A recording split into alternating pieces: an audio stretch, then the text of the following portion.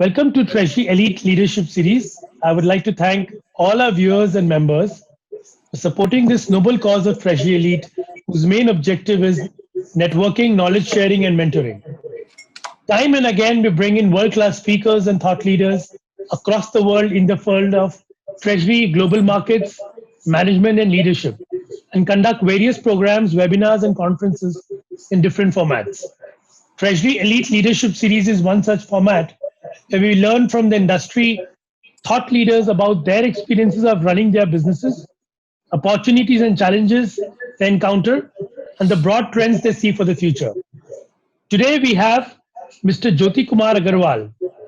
Well, Jyoti has around 2 decades of experience with reputed Indian and multinational companies such as JSW Energy, JSW Steel, Stanchart, Credit Suisse, Deutsche Bank, Franklin, BCG, etc.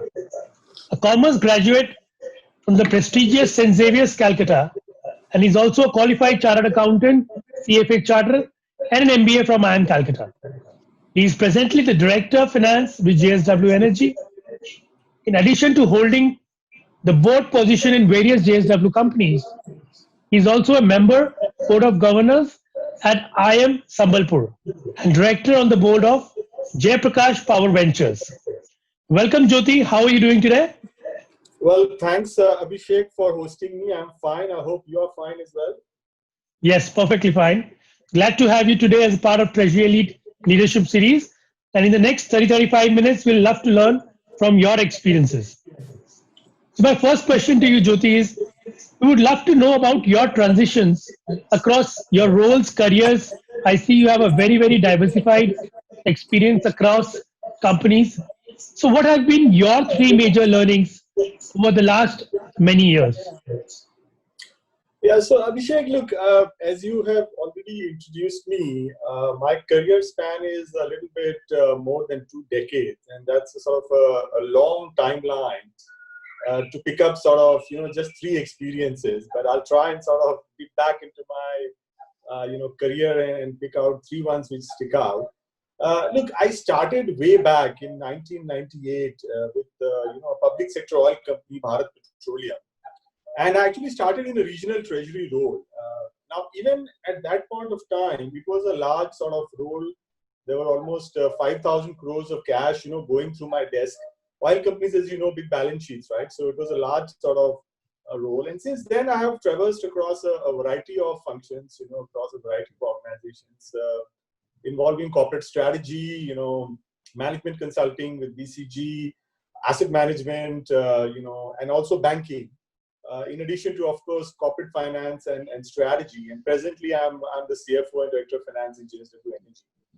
I mean, on the treasury specifically, I have a diverse experience across both the buy side as well as the sell side. So I have both the perspectives and across a variety of asset classes, whether it is equities, whether it is credit, and in credit, you have in fixed income, as they say, you have the rates and FX, as well as commodities. Now, coming to three learnings, I think the first one which strikes me as I have, developed my career is to have a very strong business focus. I mean, we, functional experts, as we call, we tend to have a very functional angle to our jobs, right? We tend to excel in our own, silos, so as to say. But I think more and more, roles and functions are getting intertwined. At the end of the day, you are there because there is a business to whom you are supposed to, contribute to. And so business partnering support, I think, is very important. And it can do wonders supplementing the overall decision-making ability of the leadership team. I think it's very important, therefore, to understand and add to business growth and bottom line. And, various measures can be done through cost efficiency, through innovation. But business focus, I think, is the first thing which I would highlight. The second would not surprise, being a CFO and a treasurer, is risk management. I think it's very contextual as well in the light of what we're going through right now. I think balancing growth aspirations and the capacity of the business to handle the same in sync with, financial prudence as well as management capability is very important, for the CFO and the treasurer to keep in mind. In many ways, the CFO is sort of the mirror to management, right? And that role cannot be sort of overemphasized. It's a very important role. And so risk management is paramount, to avoid sort of any downside risks to the business which are entirely not in control. I would here say that if your business is not financial services, or if you're not in the treasury business, then avoid esoteric risks. Instead of treating treasury as a profit center, treat it as a value center, where value protection is as important as value maximization. And the third is, of course, I have learned it the hard way that cash is key. I think liquidity you have to ensure as a finance person, as a CFO, to ensure that you have adequate liquidity in good times and bad. I think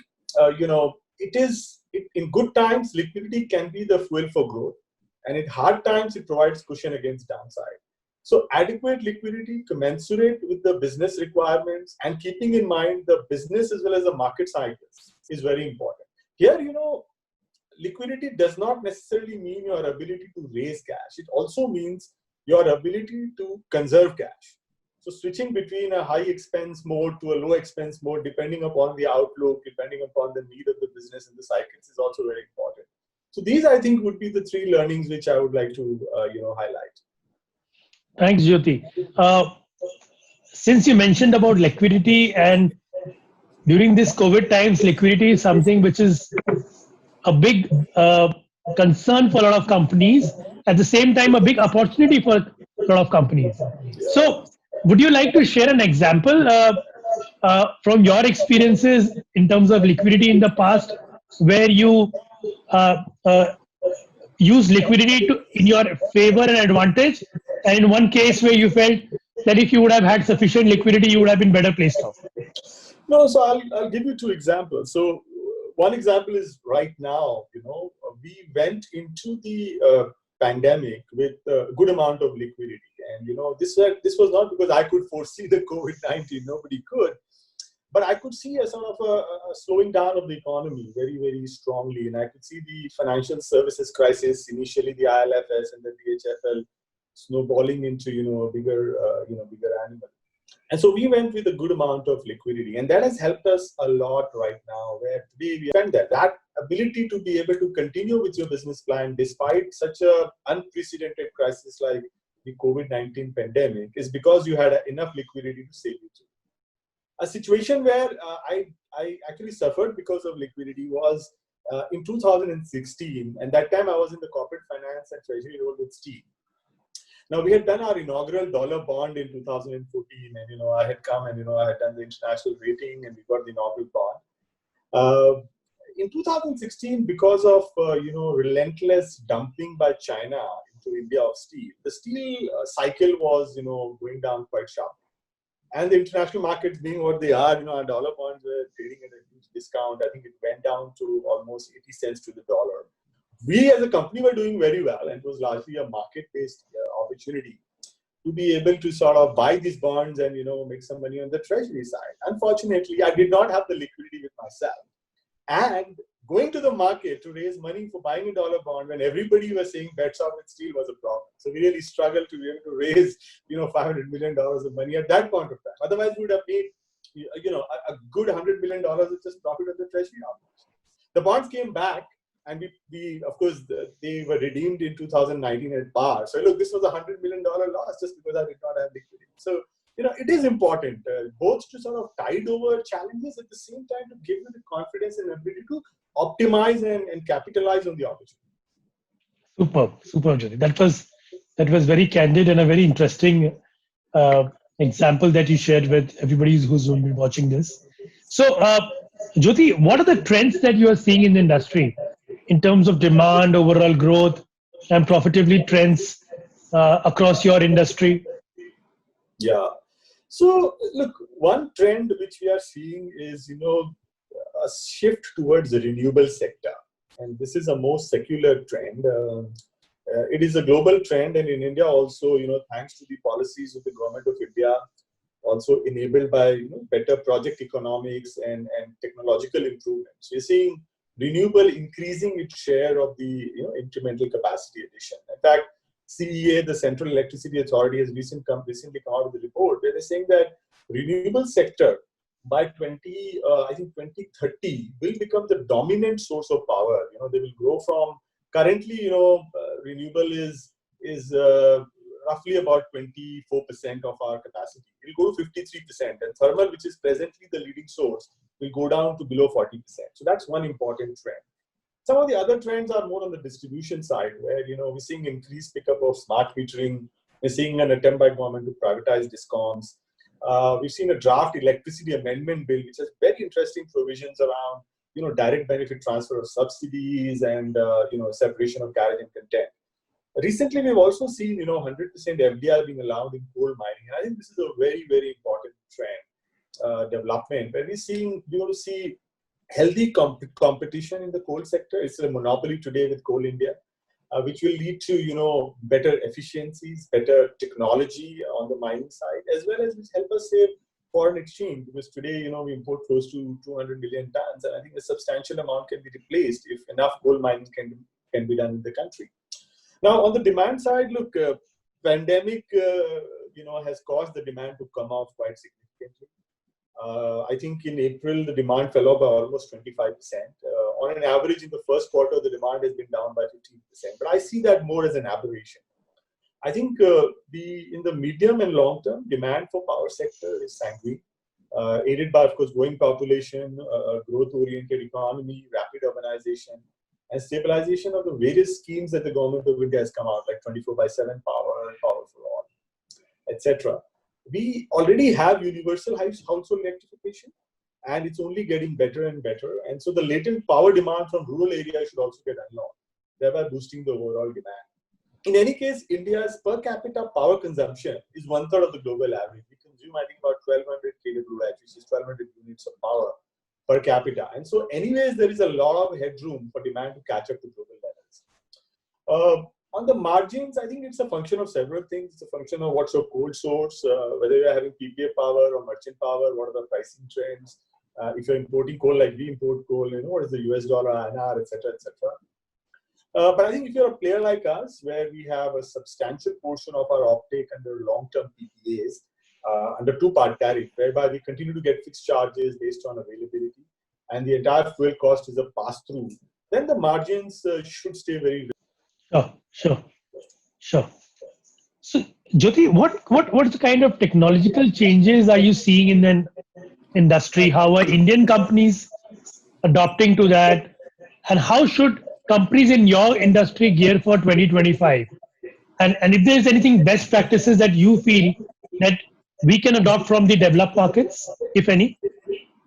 Yeah, no, very good question. I think I've already alluded to the significant increase in the share of renewable in the energy generation. I think that's enabled by key technological developments of higher PLF.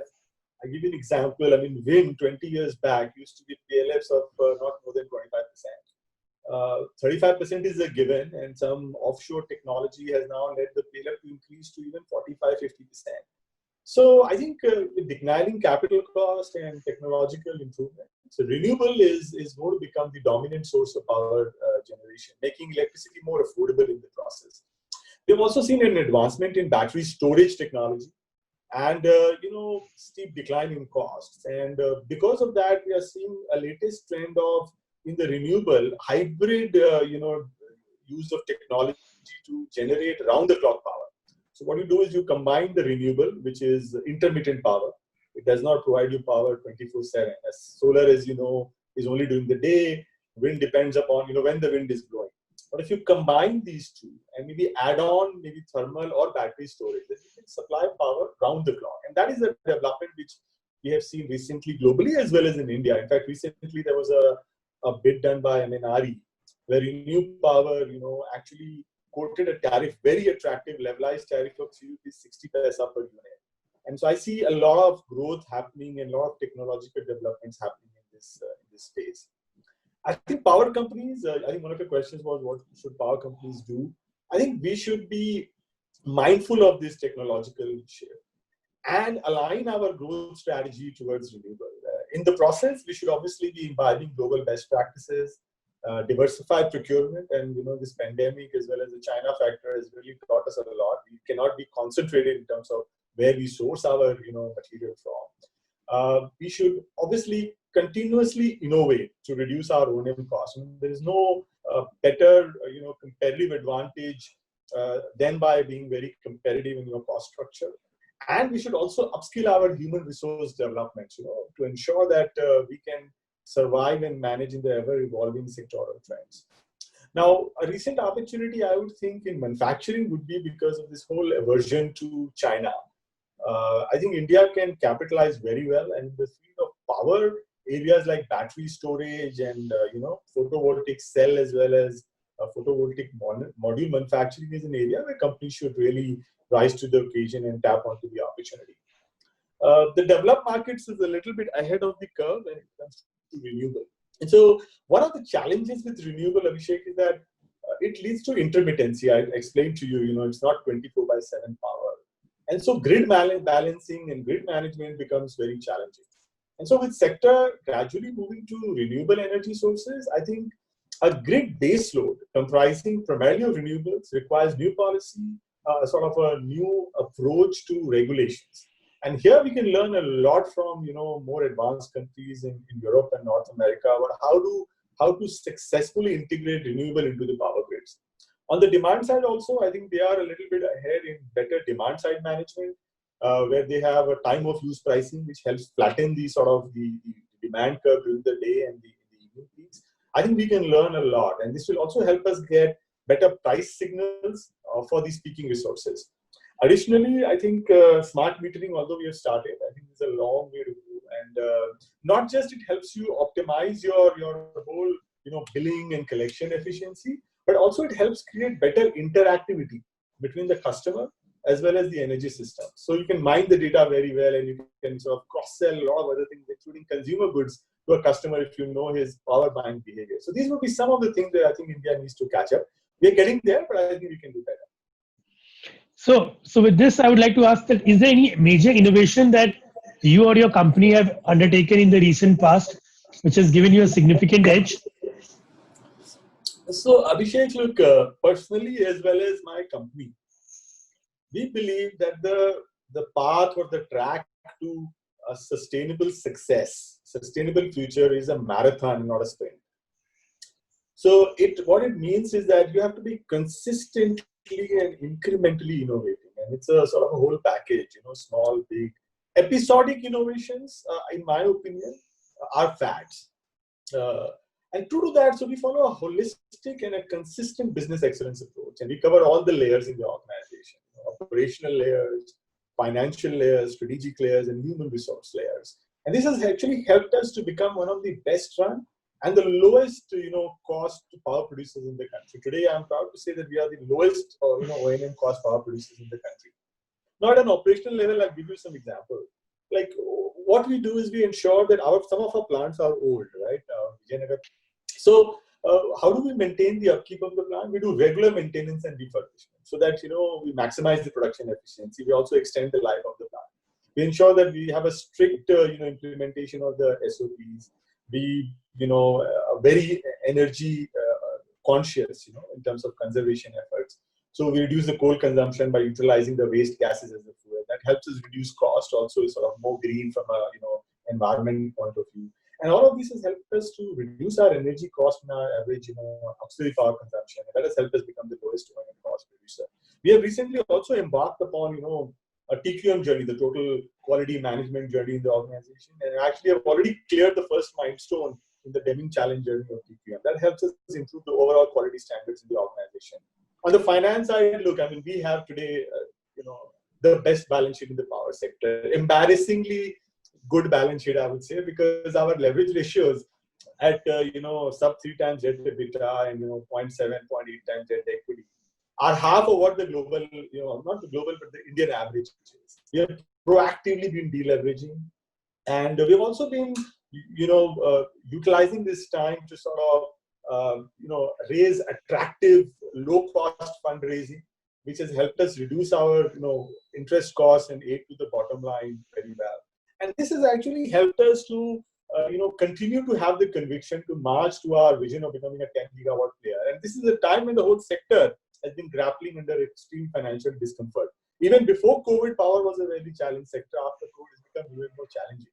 And this is what I was explaining to you, that some of these measures actually help you not just in bad times, but also in good times, right? We've been proactive to also at a strategic level rebase our strategies to become more future relevant. Now I'll tell you, when the high feed-in tariff regime was there, we were not very comfortable with the renewable sector.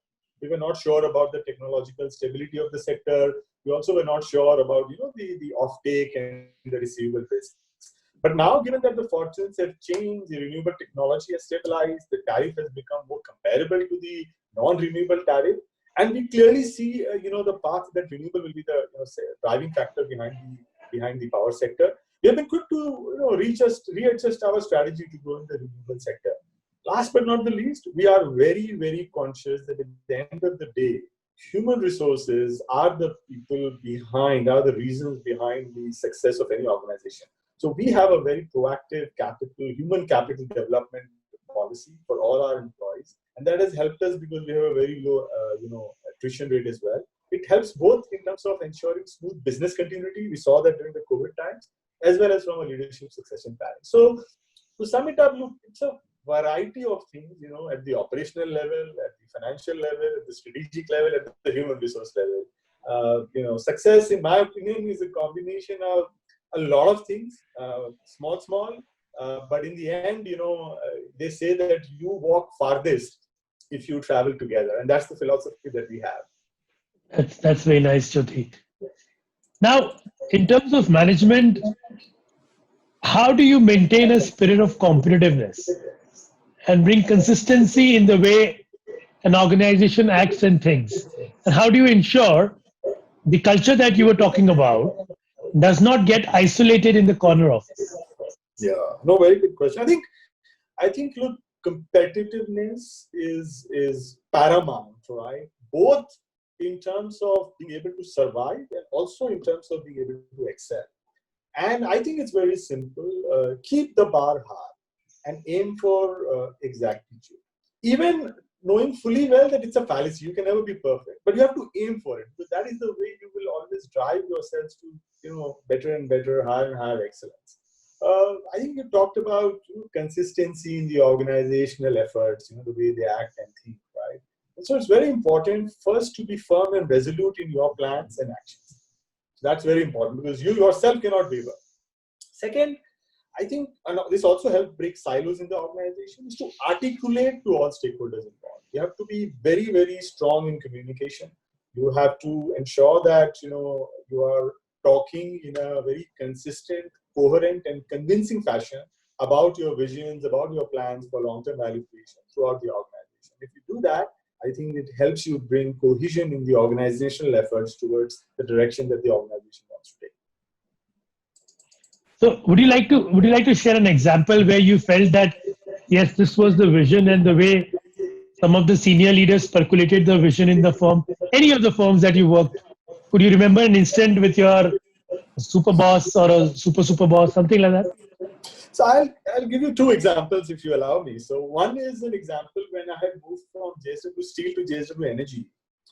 And steel is the big daddy, as I say in the group. It's 80% of the group, whichever way you cut it. Energy is about 12 to 15%. And so steel is a little bit more progressed in their ability to manage, treasury and financing. One thing I noticed was that, the corporate financing team was a little bit shy in terms of asking for rightful things from the various market participants at a better rate on the treasury, a lower rate of interest on the loan, covenant flex and all of that. So I was very surprised because in steel, we used to push our way through, right? So I used to do these meetings with my corporate finance team, and I used to be at my best, talking and articulating, and I was noticing things are not happening. So one of the meetings, I think 2 or 3 months down the road, I was observing when I was talking. So in the beginning, I was just thinking that it's a given, right? So I was just talking my way through the I was observing. I could see that the team were looking at my face when I was talking. We can get this rate of interest, we can raise that kind of money. They were looking at me, with a blankness in their eyes, like a deer in the headlight kind of a syndrome. And that what hit me. I think they were thinking, "Ye kahan se aa gaya hai? What is he even talking about? Is it even possible?" Right? then I changed the tack. What I did was, seeing is believing, as they say. I picked 2 or 3 instances, and I led the way, where I led the discussion with the market participants. Show them the way. Seeing is believing, right? And once that happened, the team became very confident, and they went even the extra mile, where they became even more ambitious and aggressive with the market than I have been. So that is one example where I think your belief translated to the team can really, really help. Another example I'll give you, I was in BCG for a short time, but nevertheless, BCG has some remarkable people, and talent-wise, I think it's the most strong and the most gifted organization that I have worked. So there's a gentleman called Janmejay Sinha, who's even there right now. He was the chairman of India and went out to become the regional chairman. So there was a time when some of us were not really positive around our growth plans and our growth targets, and he could sense it very well. And I remember there was a home office day. BCG has a concept of a home office day. I think every month he used to do that. And he gave a speech. And I remember this one sentence he said, which really sticks on to me. He said, look, all of you guys are very, very gifted. But the problem that we have is that we are not at our best all the time. At our best, we are the best. You will agree. So our problem is not that. Our problem is we are not at our best all the time. We just have to ensure that we are at our best all the time. I still remember that, because the mood just changed, and we really went on a different gear. So yeah, these are some of the examples which sort of stick out in terms of how conviction and articulation can help really change the way the organization is behaving. Right, Jyoti. Thanks for sharing that experience of yours. That was pretty candid. Jyoti, as a leader now, what kind of a leader you are? You're a right brain or a left brain leader, and what do you think works for successful leadership? Well, to be honest, Abhishek, I don't think it matters as long as you have a brain and you use it. With the brain, I think the principle of use it or lose it applies very much, right? So I would say that being a Gemini, I would say that I'm ambidextrous. It's a combination of left and right brain. But yeah, importantly, I do believe in using my brain. So with your treasury example, I guess you are from Calcutta and you are a Marwadi. Yes. Yeah.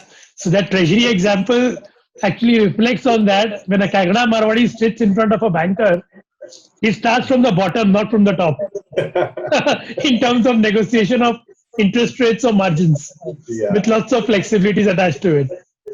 So, how do you keep a balance between your head, hand, and heart? So this is a good one, and here I think my current organization, Mr. Jindal, who is the visionary promoter, he has helped shape my thought process. I think listen to your head; it's very important, but do as per your heart. Okay. Follow what your heart is saying, because your heart is always in the right place, but temper it down with your wisdom, with your knowledge and intelligence. Because if you just use your head for everything, you become a very artificial, sort of a machinic kind of an individual, and that is not how life wanted us to be. So I think use your head, but follow your heart. I think that's the way I. Rightly said.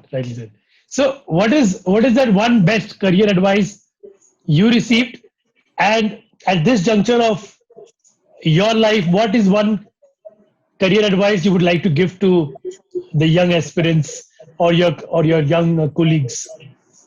Yeah, no, I think it is similar to what we just discussed. I think from a career point of view, follow your passion, both in your personal as well as professional life. I've had 20 years of experience across so many organizations. There have been times, Abhishek, where I have used the head more than my heart in making a career choice, and that has not really helped. Some of my moves, maybe we can talk about it at a different day, have been because I've used my head more than the heart. Right? My passion was somewhere else, but my head told me to just do this because it looked right on all the parameters. It doesn't really help.